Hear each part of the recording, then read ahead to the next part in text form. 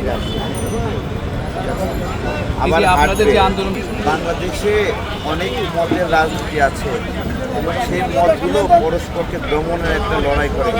জাতীয়তাবাদী শক্তিকে আমরা সেই দমনের বিষয়টা খুব কম দেখেছি। সেই দমনটা হইলে 2006 সালের পরে আবার ক্ষমতায় থেকে যেতেন, 96 সালের পরে ক্ষমতায় থেকে যেতেন।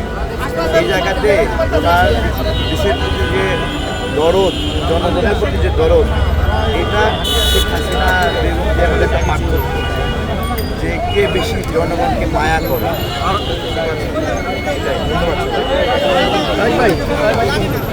পর্যন্ত আপনি আসলে ভিতরে পরিস্থিতিটা কি দেখেছেন?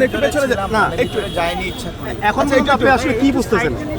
হ্যাঁ, এখন কিছু বোঝার নেই। আমরা রাতে যখন বিভিন্ন গুজব ছড়ালো উনি মারা গেছেন এবং ফেক প্রেস ব্রিফিংও আমরা দেখেছি, তো এগুলো বন্ধ করতে মানা করবো। ঠিক আছে, রাজনৈতিক প্রতিপক্ষের জায়গা থেকে এখানে অনেক বড় বড় মহারথী আছে রাজনৈতিকভাবে।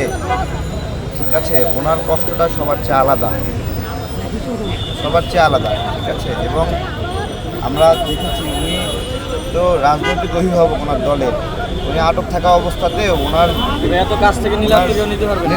নেতৃবৃন্দকে উনি হিংস্র হওয়ার আদেশ দেননি।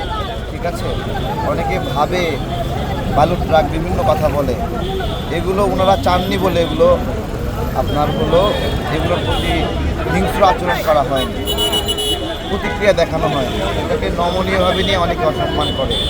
কিন্তু একটু ঘুরে দেন, বেগম জিয়া তার ডেডিকেশন দেশের মানুষ স্মরণ করবে। আমরা তাকে সুস্থ অবস্থায় দেখতে চাই, আমাদের মাঝে আবার আসবেন, আবার হাত নাড়াবেন, এটাই।